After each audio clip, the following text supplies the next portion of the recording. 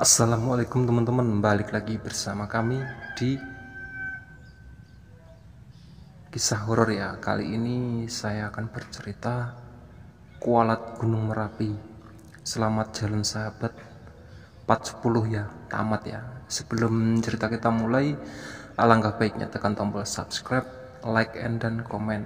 Dan jangan lupa nyalakan loncengnya agar kalian yang pertama mendapatkan notifikasi video terbaru dari saya. Oke? Maksud mbak, aku mengerutkan dahi, pelukanku kulepas. Yoyo yang menyelamatkan kamu dan yang lainnya, tuturnya begitu lembut. Yoyo juga sudah berusaha menyelamatkan dua orang kekasih itu, tapi kesalahan mereka terlalu berat, lanjutnya.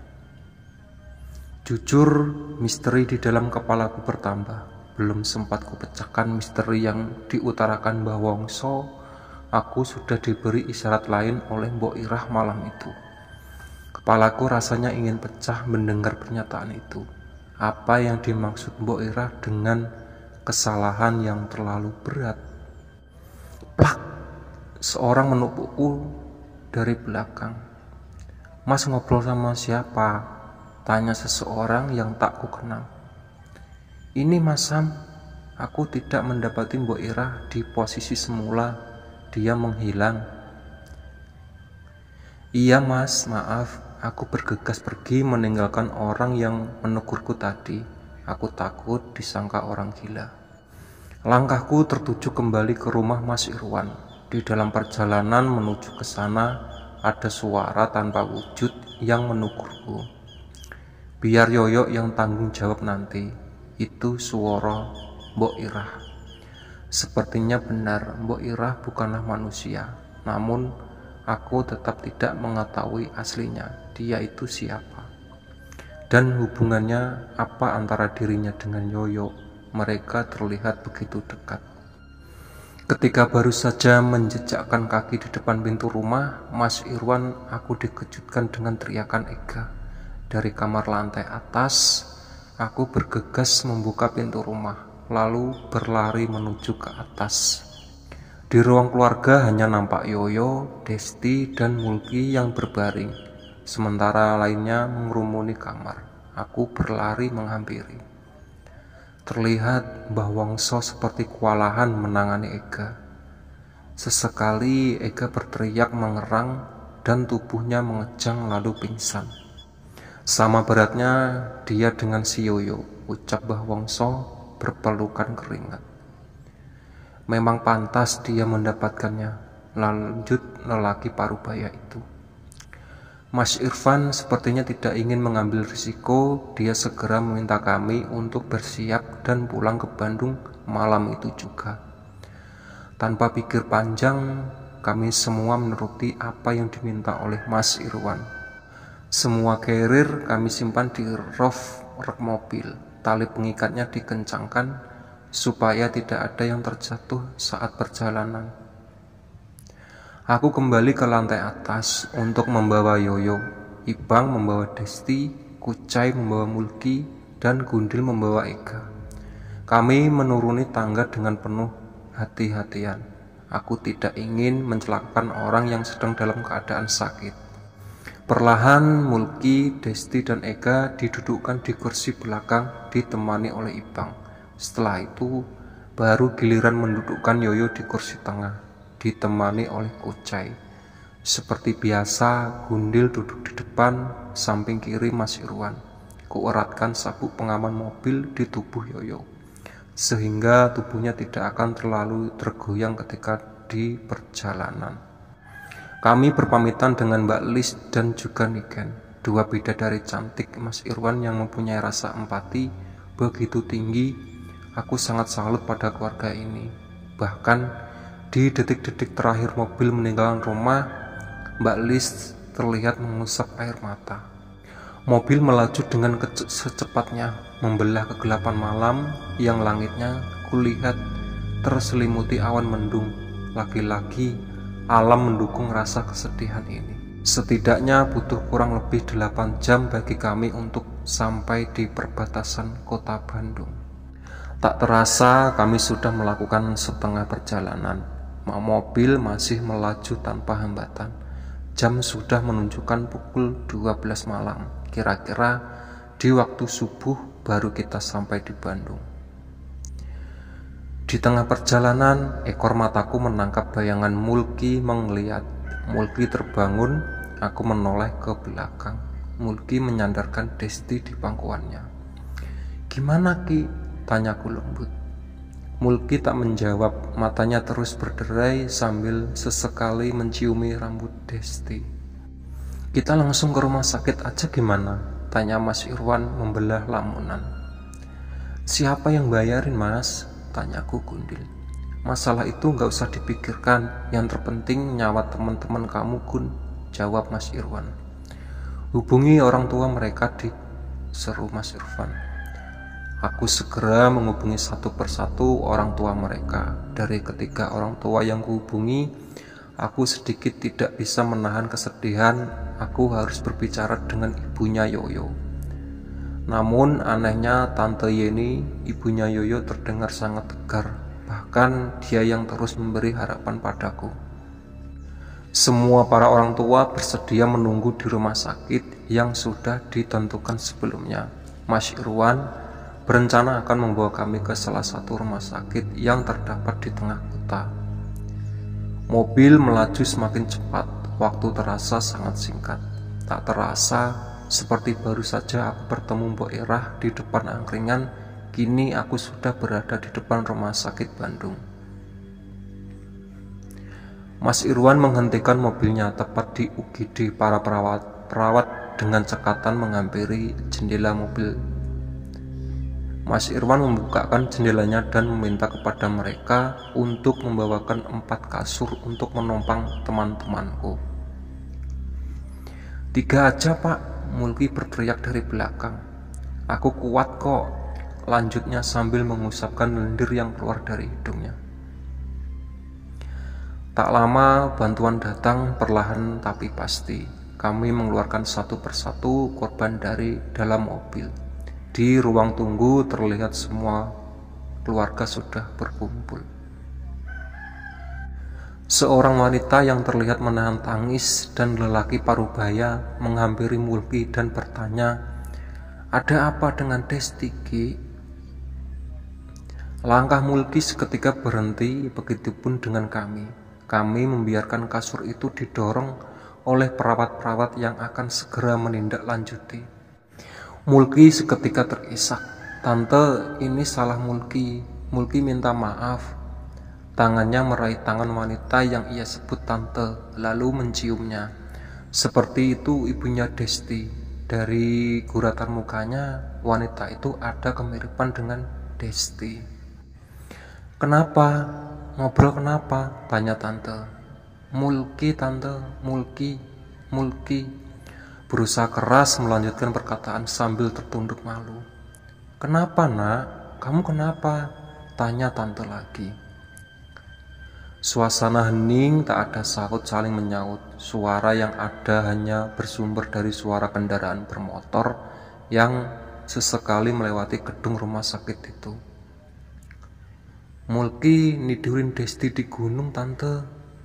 Apa aku tidak salah dengar? Aku merasa kepalaku ini seperti dihantam batu besar.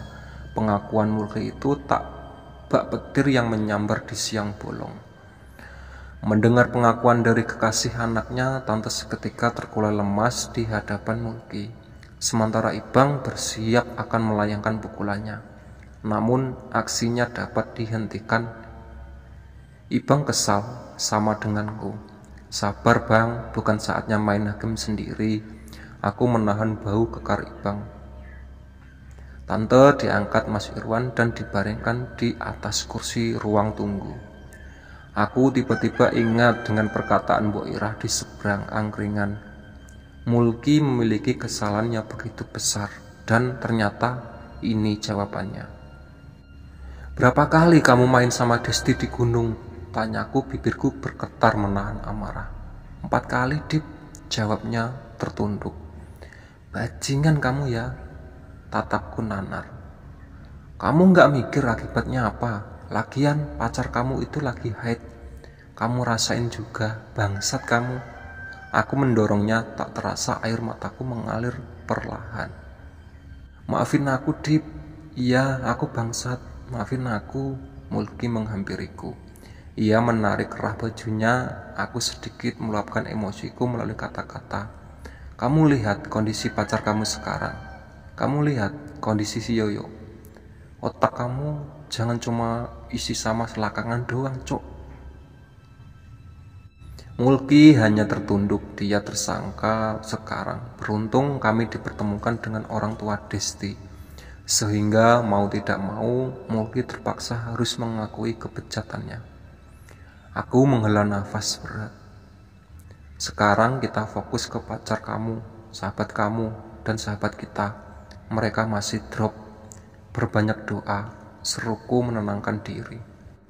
Mulki mengangguk. Ia duduk di atas kursi ruang tunggu. Orang tuanya menghampirinya. Aku tidak tahu apa yang selanjutnya terjadi. Itu masalah pribadinya, dan aku fokuskan hanya ingin melihat semuanya sembuh dan ceria seperti sedia kala. Aku mengikuti keluarga Yoyo masuk ke area dalam rumah sakit. Semua kamar rawat mengikuti perawatan yang menuntun. Dalam benakku, aku sangat berharap, cemas dengan kesehatan Yoyo. Berjalan di koridor pun terasa melayang. Sampailah kami di ruangan yang merawat Yoyo. Ruangan yang hanya diberi sekat gorden antara pasien satu dengan pasien lainnya. Aku duduk di sebuah sofa yang tersedia di depan kasur rawat. Tubuhku sudah terasa sangat berat. Aku mengingat kembali perkataan Mbah Wongso dan Bu Ira semalam. Seperti tak ada celah bagi Yoyo untuk hidup. Namun dalam hatiku yang paling dalam, aku berharap keajaiban, sangat berharap. Tuhan, kabulkan harapanku ini. Aku terkulai, tubuhku sudah terasa sangat berat, seperti ada beban 100 kilo yang menempel di bahuku. Aku tidak sanggup menumpangnya lagi. Aku terlelap. Dalam tidurku itu, aku bermimpi sedang berada di puncak Merapi bersama kawan dekatku, Yoyo. Dip, Yoyo memanggilku. Yo, kamu udah sehat ternyata. Aku bahagia melihat kondisi Yoyo yang begitu segar bugar. Alhamdulillah sehat, jawabku. Kamu tahu kelakuan si Mulki kan? Gedeg banget aku, tanyaku. Yoyo tersenyum dan mengangguk. Yoyo meluruskan kakinya yang semula ia lipat. Maafin aku ya, Dip. Aku gak bisa nemenin kamu kalau kamu muncak gunung lagi. Loh, kenapa? Kalau liburan dari Singapura, kamu bisa ke Indo kan? Kalau kamu gak bisa bayar tiketnya, aku bayarin. Kita muncak lagi bareng-bareng. Bukan masalah itu, Dip. Aku gak bakalan ke Singapura. Terus, aku mau ke bulan. Bercanda aja kamu. Aku mendorong baunya. Yoyo tergeserkan sedikit. Yoyo sedikit tersenyum. Bukan, aku di sini aja. Kalau kamu ke Merapi lagi, baru kamu bisa ketemu aku lagi di sini. Aku melihat ke sekitar dan baru tersadar bahwa tempat duduk bersama Yoyo berada tepat di samping puncak tusuk gigi. Maksud kamu apaan sih? Tanyaku heran. Yoyo menunduk, dia tiba-tiba menangis terisak. Aku mendekatinya dan menyampirkan tanganku di bahunya, berharap Yoyo bisa tenang.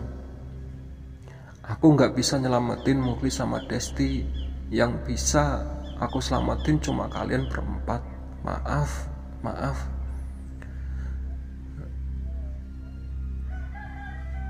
Sampein maaf aku ke mereka, Dip. Tak terasa air mataku ikut berlinang. Aku memberanikan diri untuk bertanya, emang apa sih yang sebenarnya terjadi, yo?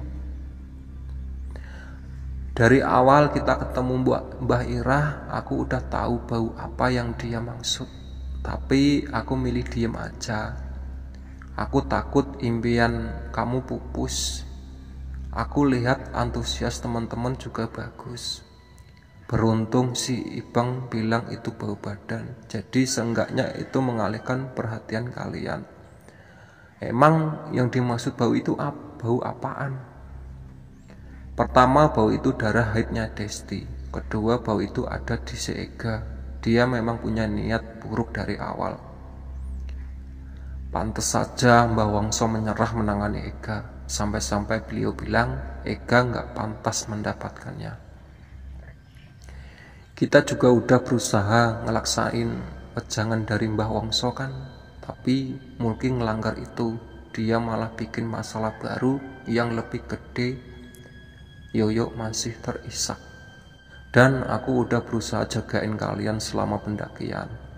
Aku juga tahu kamu lihat sosok nenek-nenek sama kakek-kakek yang naik di carrier Mulki sama Desti pas kita jalan dari pos 2 ke pos 3. Aku semakin merasa tertarik mendengar penjelasan Yoyo. Aku beringsut menghadapkan tubuhku. Mereka sebenarnya ikut jagain kita, tapi kesalahan Mulki terlalu gede, jadi mereka nyerah. Genderuwo yang kamu lihat di Watu Gajah itu salah satu dari banyak makhluk yang udah ngincar kita semua. Aku tersentak, ternyata Yoyo mengetahui hal itu. Aku juga udah marahin si Mulki di tenda, tapi dia gak ngerti kalau ngerasain akibatnya. Makanya aku ke desa Simbah buat cari bantuan lagi, biar kita gak diapa-apain penguasa Merapi.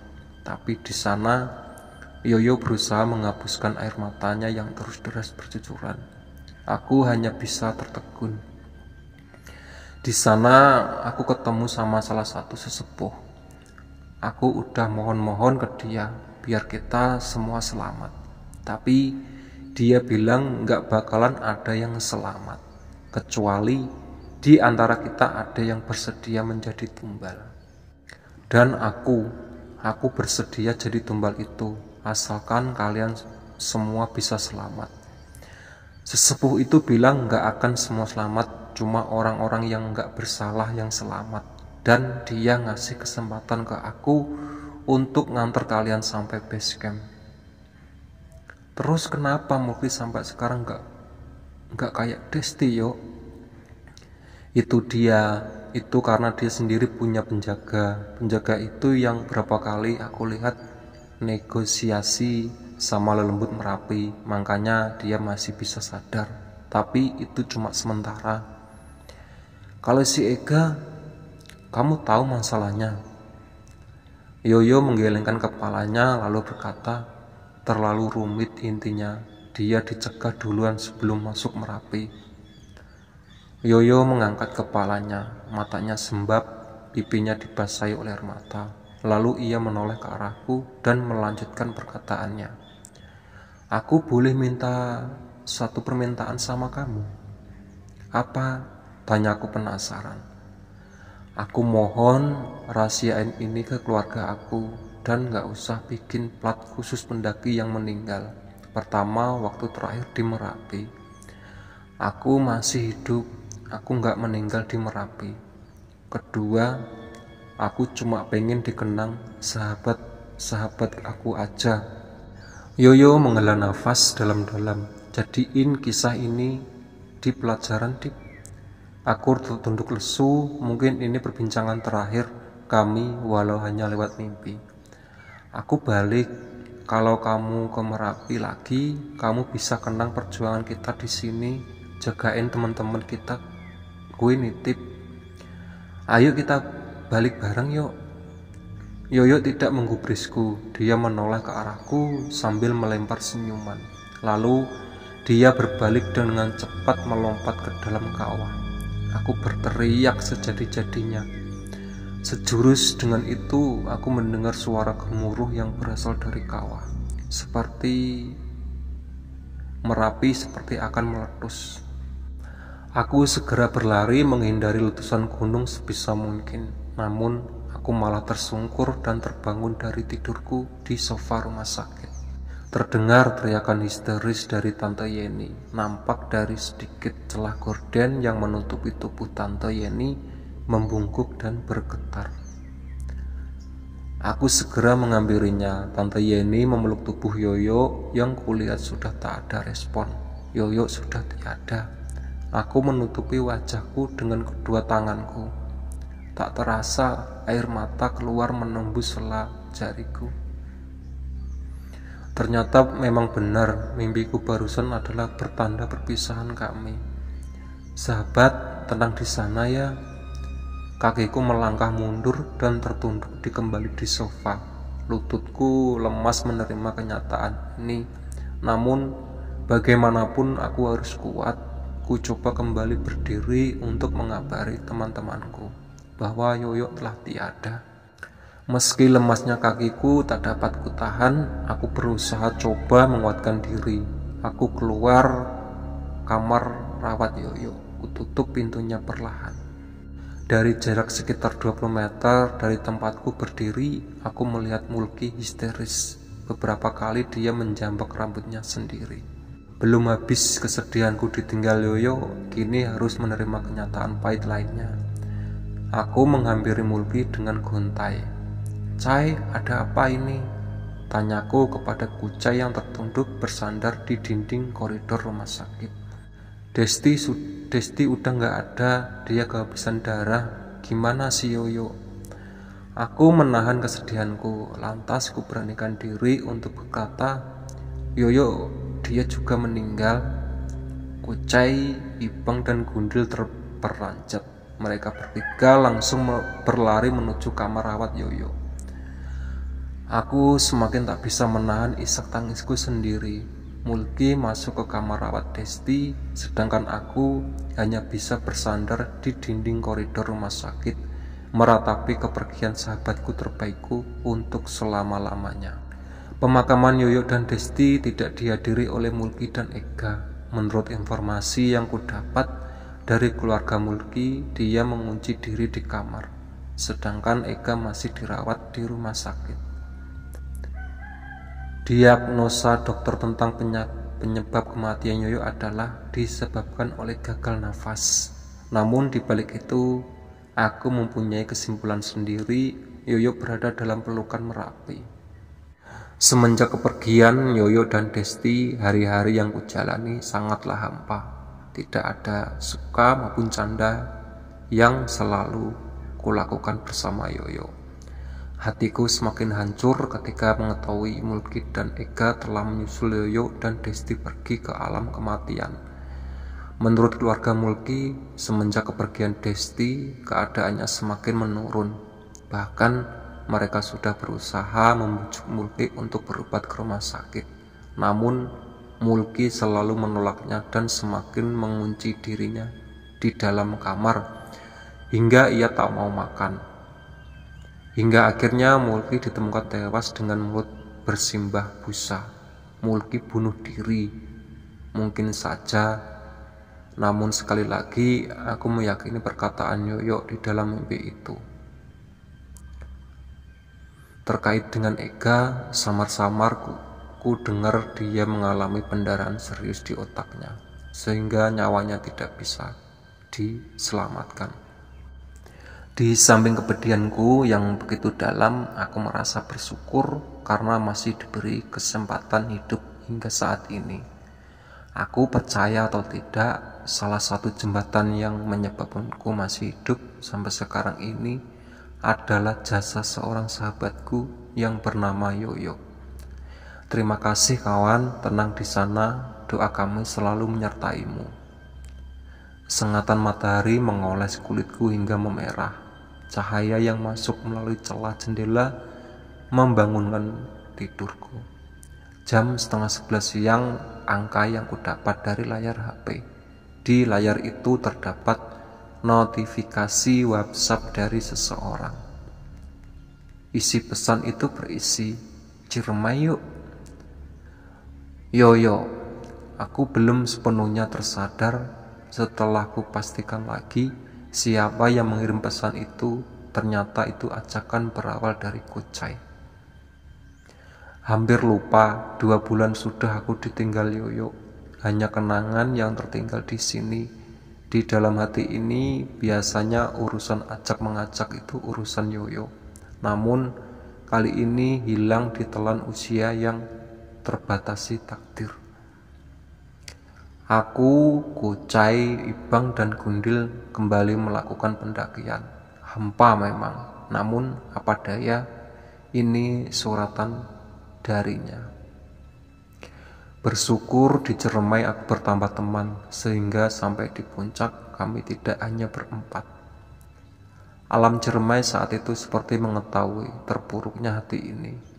Kurogoh saku dalam-dalam untuk mengambil cetakan foto yang sengaja kucetak sebelum berangkat ke Ciremai.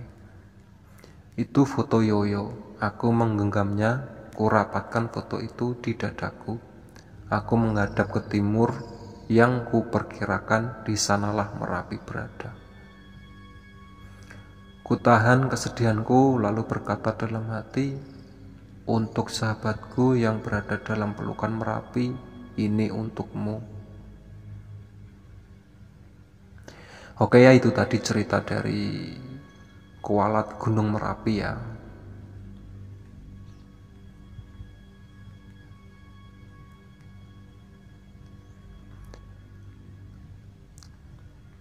Selamat jalan sahabatku, 410 tamat ya. Sebelum cerita aku tutup, alangkah baiknya tekan tombol subscribe dan nyalakan loncengnya agar kalian yang pertama yang mendapatkan notifikasi video terbaru dari saya. Oke, assalamualaikum warahmatullahi wabarakatuh. Bye bye.